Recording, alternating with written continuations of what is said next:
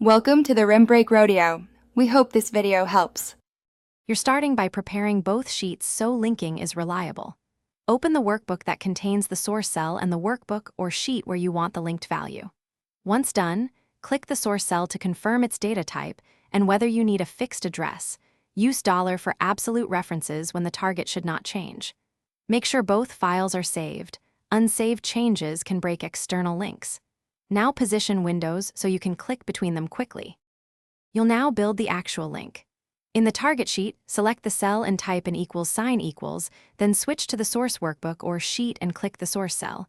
Excel inserts something like equals sheet 1, A1 or equals book 1.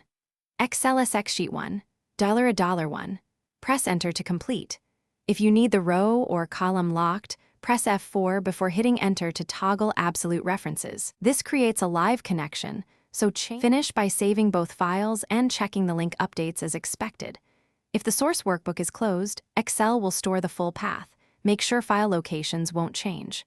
Once done, use data edit links to update, change source, or break the connection if necessary.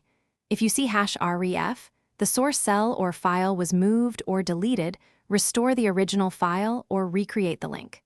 For reliability, avoid renaming files and prefer named ranges for stable references. Thanks for watching. Consider subscribing if we helped you.